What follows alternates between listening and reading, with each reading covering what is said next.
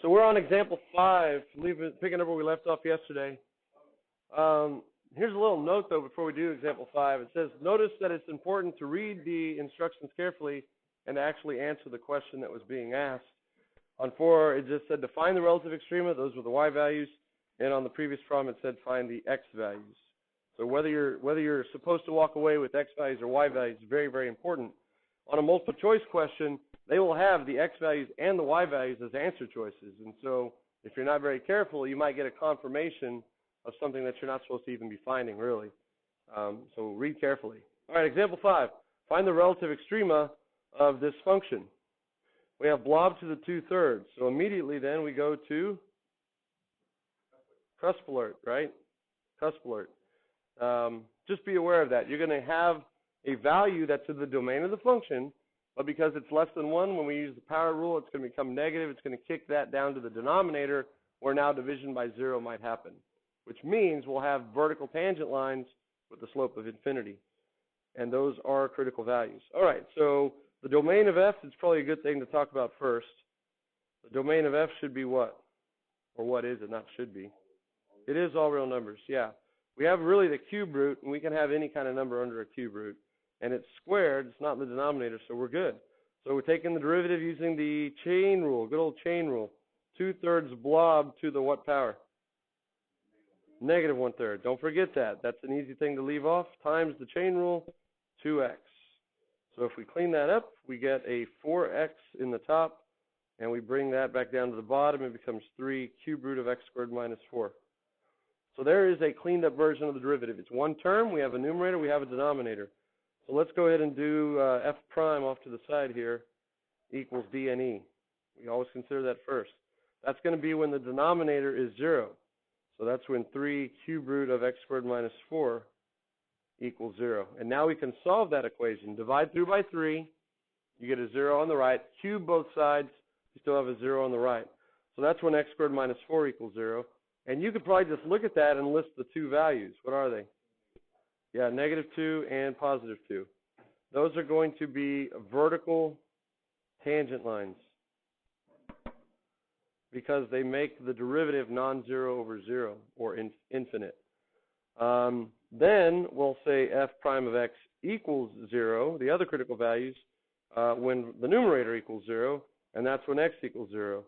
That's going to be a horizontal tangent line.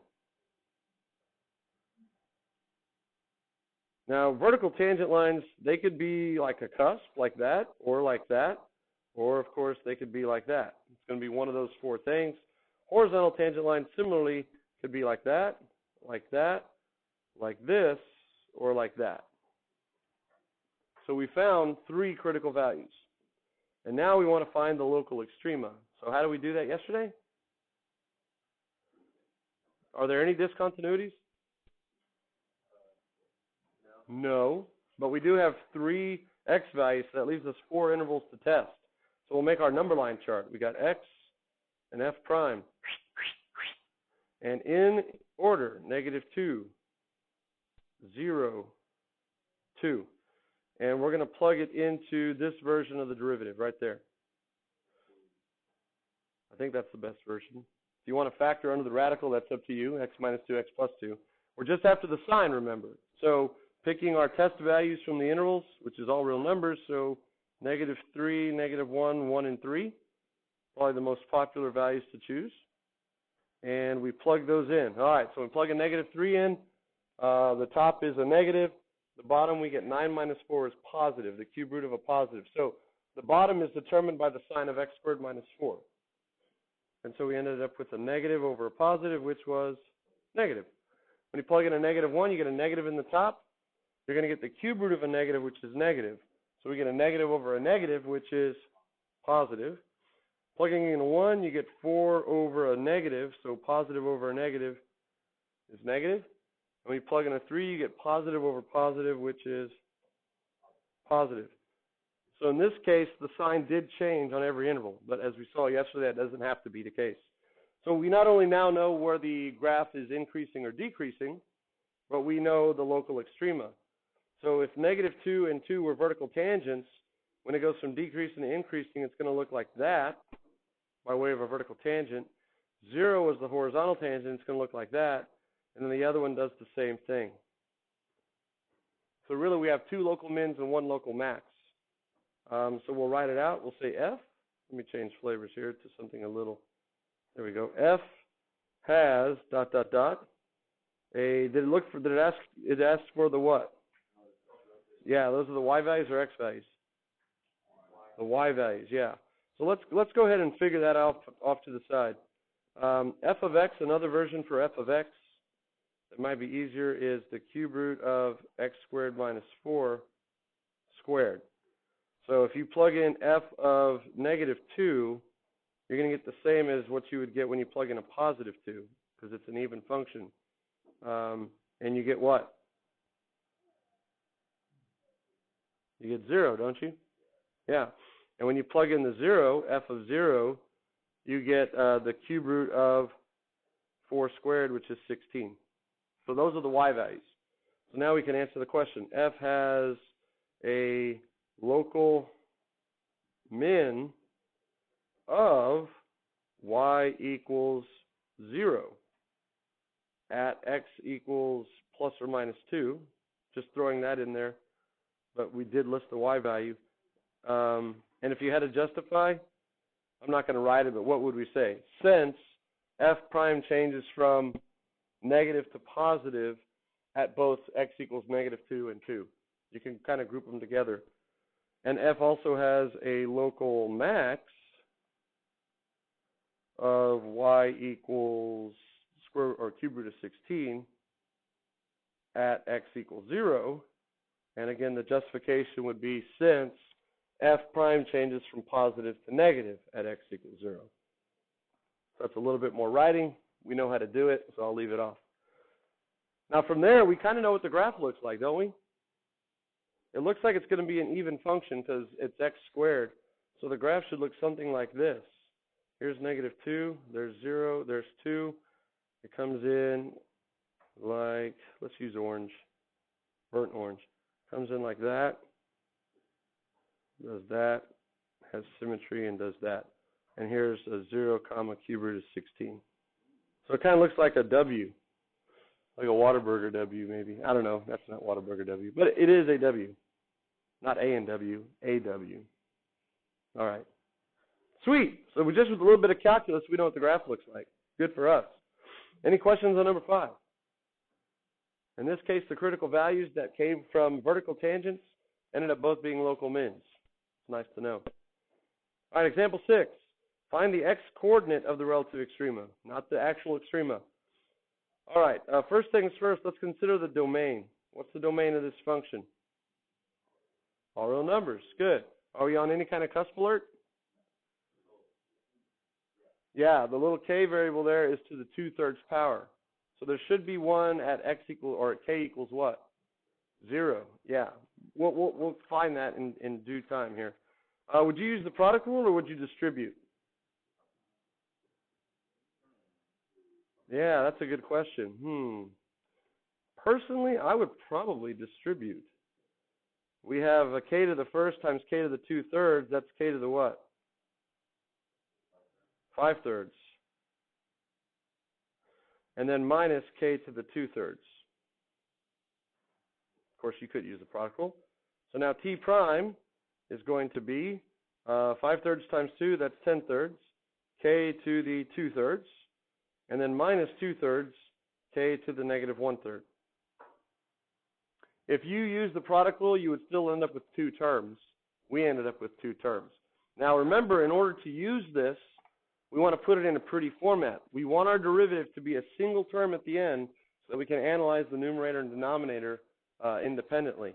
So this is where factoring out least powers will get us to that desired end product in the fewest number of steps. So look at the number. What's the smaller of the two, 10/3 or 2/3? 2/3. So I'll factor out a 2/3, and then on the k side, I'll factor out which one? Negative 1/3. Yeah, so I'll still call this t prime. And now we'll factor out, and we're left with a 10, or 5 actually. K to the, what would be the new power on k? first, right? 2/3, what we started with, minus a negative 1/3 is 3/3 or 1. And then minus 1, right? So it makes it nice and easy. So we end up with 2 times 5k minus 1 all over 3 cube root of k. And like I said, that puts it in the single term factored format that we want. Because now it's going to be easy to find those critical values, and it's going to be easy to plug in to get sign changes because it is factored. So right over here, we'll say t prime of k, there you go, equals d and e when 3 cube root of k equals 0, when the denominator is 0, and that's when k is what? 0. T prime of k equals 0 when 2 times 5k minus 1 equals 0, which is when k equals what? 1/5? Yeah. So if you need to show more steps to solve it, please do so. We have one vertical tangent, which could be a cusp or it could be a vertical tangent at 0, and we have a horizontal tangent at 1/5. They're both critical values because they're in the domain of the original function, which was all real numbers. Are there any discontinuities to put into our chart? No. So we only have 2 values, which is going to make 3 intervals. So we have k and t of k prime, and then we have our values are 0 and 1/5. 0, 1/5. So any value to the left of 0 may be a negative 1. A value between 0 and 1/5, 1/10. I like that. That'll work. And a value to the right of 1/5, 1. Sweet. All right, so remember, we're plugging them back into t prime to get the sign. If you plug in a negative 1, you're going to get a negative 5 minus 1. That's a negative 6 times 2 is a negative. So we get a negative in the top, and the cube root of a negative in the bottom is a negative. And since the coefficient is positive 3, it's just the sign of the radicand. So we ended up with a negative over a negative, which was positive. Plugging in a 1/10. 5/10, 5 times 1/10 is 5/10, which is a half. A half minus 1 is negative. So we end up with a negative in the top. And of course, the cube root of 1/10 is a positive number. So a negative over a positive is a negative. And when you plug in a 1, you get 5 times 2 is 10 over positive, which is positive. So to kind of draw underneath there now, once again, we have the intervals of increasing, decreasing, but 0 was the vertical tangent. So this one's going to look like that. It's going to go vertical and then come back out and then look like that. That's kind of what the graph might look like. We have a local max at 0 and a local min at 1/5. So K has a local max. T, there you go. K is the independent variable. Thank you. T has a local max at x equals 0. And you would say, of course, since T prime changes from positive to negative at x or K equals 0. Yeah. If you called it x, no deduction, usually. Yeah, since T prime changes from positive to negative at K equals 0, and a local min at K equals 1/5, since T prime changes from negative to positive at K equals 1/5. And we're done with that one. If you wanted to find the Y values, you could actually get the location of the local max and min, but the graph looks something like that. All right, then this one, J of K, looks very, very similar. The only difference is, under the radical, we're not squaring the K. It's to the first power. What's the domain of this function? All real numbers. Once again, we have K to the 1/3, so we're on cusp alert. So if we distribute, it worked out pretty nicely last time. We get 2K to the 1 plus 1/3 is 4/3 minus K to the 1/3. And here we go. J prime is multiply and subtract. We get 8/3 K to the 1/3 minus 1/3 K to the negative 2/3. So putting it into pretty form by factoring out least powers, what are we going to factor out? I would do just a 1/3. But you can factor out a negative if you want. 1/3 k to the negative 2/3. Yeah. And then we're left with, it looks like an 8k to the what power? First, right? And then minus 1. Putting that in pretty form now, just rewriting it, we have just an 8k minus 1 in the top now, all over a 3 cube root of k squared. Pretty, pretty, pretty. So now on the left side here, j prime of k equals d and e when 3 cube root of k squared equals 0, which of course is when k equals what? 0. So there's your vertical tangent again. And now we get j prime of k equals 0 when the numerator, 8k minus 1 equals 0, which is going to be when k equals positive 1/8. So same as before, two critical values, no discontinuities. We got to test the intervals now. So we got k and j of k prime, and we got a 1/8 and a 0. And now picking our desired values. How about like a negative 1 and a 1? What would y'all choose in the middle? 1/16. I like that. Because when we plug it in, well, it's just easier if you can keep it as a multiple of 8 in the bottom, as we're multiplying by 8. All right, so if you plug in your negative 1 to the top, you get negative, and in the bottom, do we even need to plug into the bottom at all? No, because the denominator is always positive, right?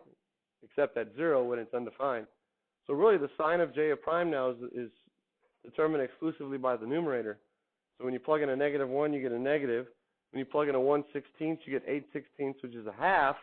A half minus 1 is negative. And if you plug in the 1, you get positive. So similar in style, but very different result. Do we have a local extrema at 0?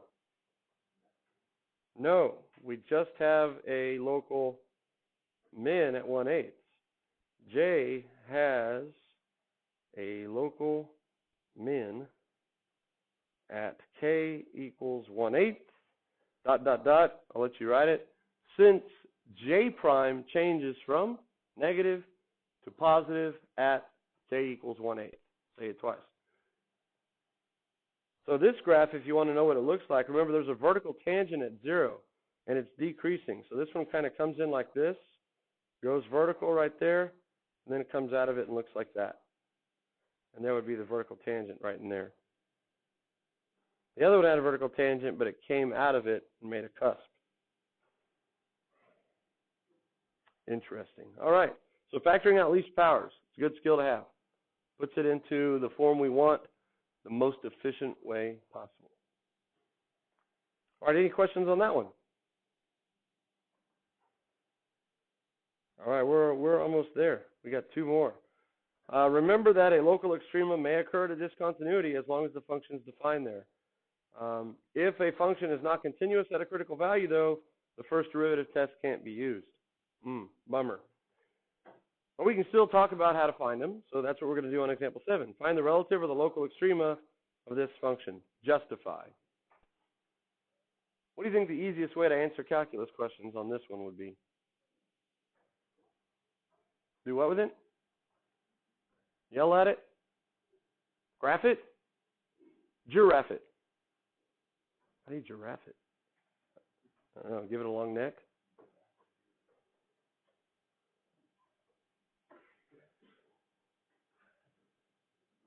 All right, giraffed it.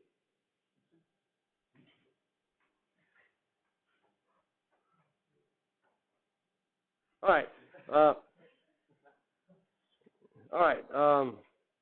Let's graph it. Let's graph it. What's the most important x value on this graph? 1, right? To the left of 1, to the right of 1, it's x plus 3. So we just need 2 points for the equation of a line. Let's get the y-intercept. The y-intercept is 3. And then let's go over here to 2. What would be the function value at 2? 5. And so we connect those dots, but right there, when we get to 1, we just draw an open circle and continue on. And now it says, make it 2. Well, I need to know, what's the y value of the whole? The y value of the whole is 4, right? Because that's the limit as x approaches 1. So the function value would be 2, which would be a little bit lower right there. We'll call that 2. Perfect.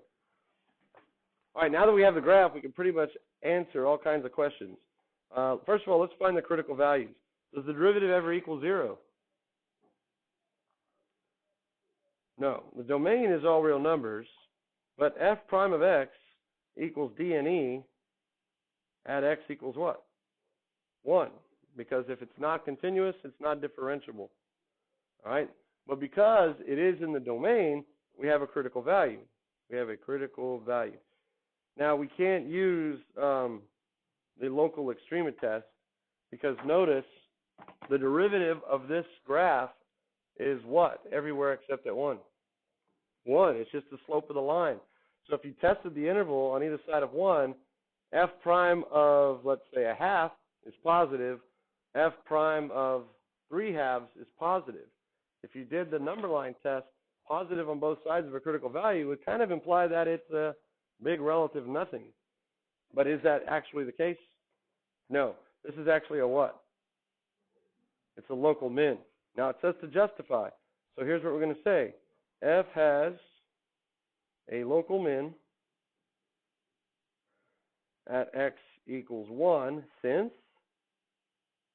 are we looking for the y value? It says find the relative extrema. So how about we say it has a local minimum of y equals 2. Then we could say at x equals 1. Since, and then we don't say now, since f prime changes from negative to positive, we just say since f of x is greater than 2 on either side of x equals 1. So it's kind of the same thing we did when we talked about a continuous critical value not being a local max or min. All right? When you say on either side, that means immediately to the left and immediately to the right. So that's really the definition of a local extrema. If immediately to the left and immediately to the right you have values that are bigger, that would be doing this analysis, you found yourself a local min. So that becomes the justification instead of the sentence that we've been practicing for the continuous functions. Is that it? Does it have any local maximums or any other local mins? No. Does it have any global extrema since we're here?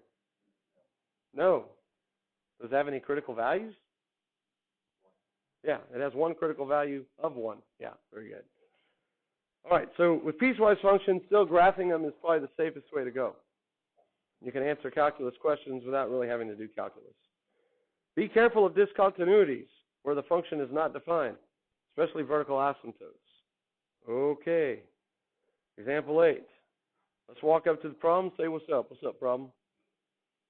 What's the domain of this function? X can't be 0, right? So that's not in the domain.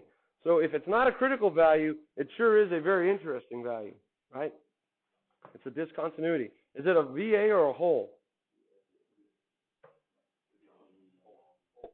Well, let's see. What do you get when you plug in a 0 to the top? A 0. Yeah, remember 0 over 0, unless it's Jumpman, is a whole. So we have a whole at x equals 0. All right. How would you take the derivative? Would you use the Hody-High rule, or is there a way to simplify this one? Yeah, you could factor out the x, right? Or just split it up. X cubed over x is x squared. X over x is 1. You can do it like that. And remember, x can't be 0. There's a hole there. So now, if you want to take the derivative, f prime of x would equal 2x plus 0. Is that ever undefined? No. Is it ever equal to 0? Yeah, when x is equal to 0. So is x equals 0 a critical value?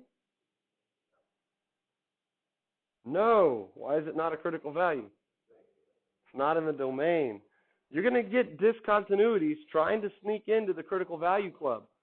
They'll have the fake ID and the fake mustache and everything, trying to get in there.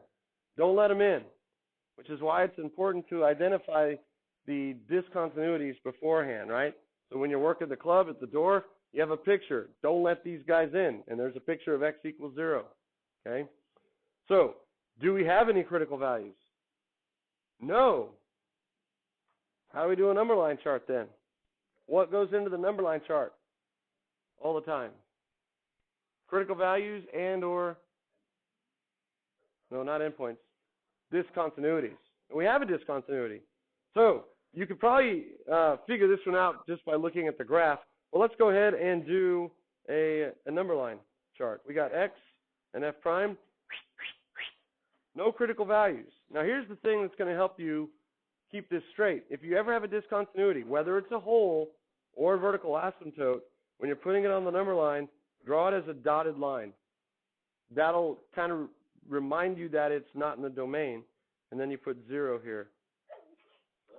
Bless you. So pick a number to the left, you get -1. Pick a number to the right, you get +1. You plug it into the derivative, which is 2x, and you get a negative and a positive. Now again, if you do the number line chart, it's going to want to tell you that there's a local what at 0? It looks like there's going to be a local min, right? Negative to positive. But is that correct? No, because there's a vertical asymptote. So you can use this chart here to still answer the question, where is the function increasing and where is it decreasing? F is decreasing to the left of 0 and increasing to the right of 0. But do we have any local extrema? No, there's no local extrema. No local extrema, but we still know where the function is increasing or decreasing. So the dotted line there for a discontinuity helps remind you, oh yeah, that's a vertical asymptote. Even though it's a hole, it's kind of representing the discontinuity.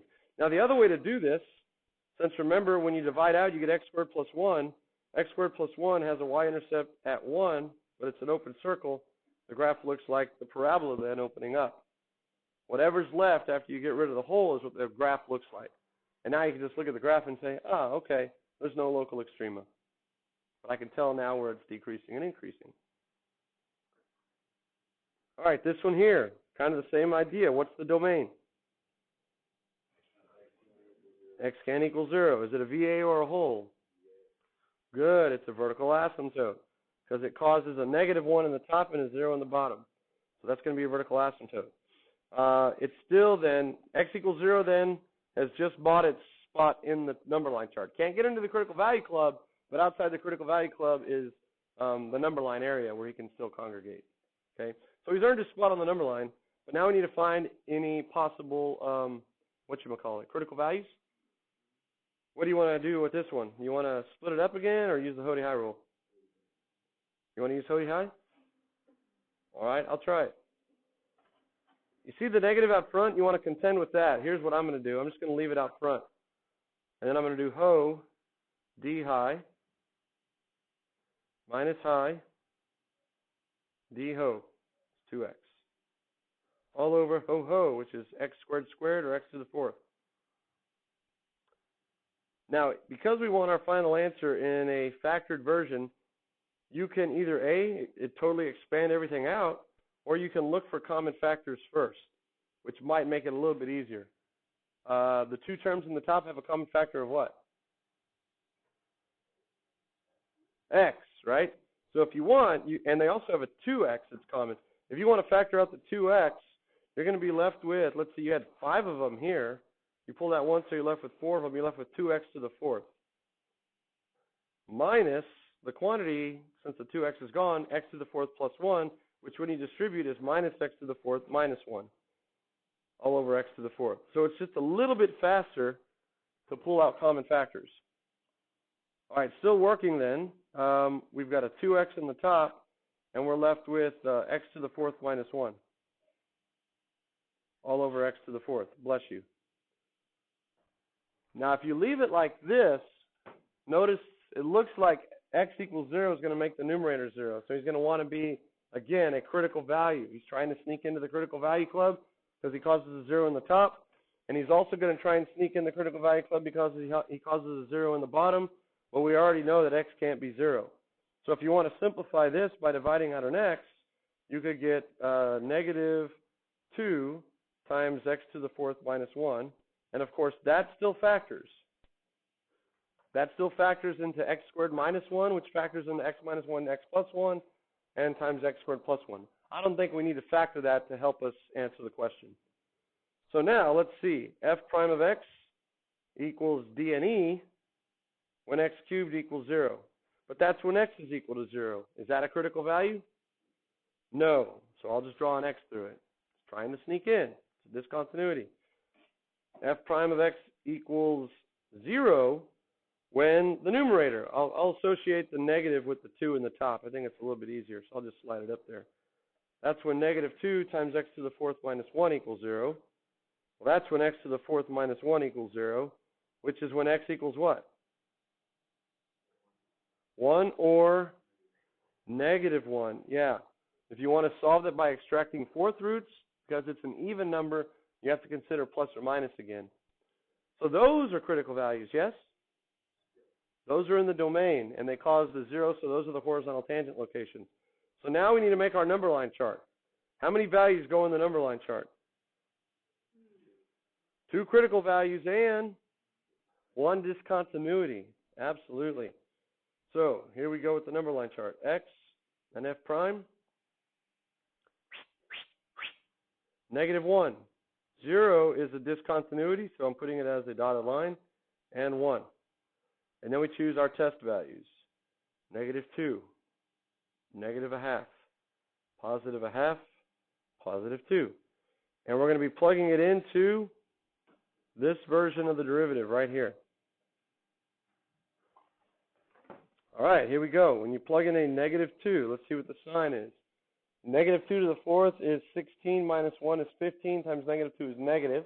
So you get a negative in the top and a negative in the bottom. That gives you a positive. Good. Negative 1/2 to the 4th is positive 1/16. Minus 1 is going to be a negative number. A negative times a negative in the top then is a positive. And in the bottom we have a negative. So positive over negative is negative. When you plug in a positive 1/2, you're going to get a negative in the top and a positive in the bottom. No, you get a positive in the top. Sorry, right? You get a positive in the top. Is that what I said? No, I don't know what I said. But you do get a positive in the top and a positive in the bottom, which is what? Positive. And when you plug in a 2, you're getting back to, let's see, negative in the top and a positive in the bottom, which is negative. Now, at negative 1, which is a critical value, the function goes from positive to negative, f prime does, so the function f has a local max.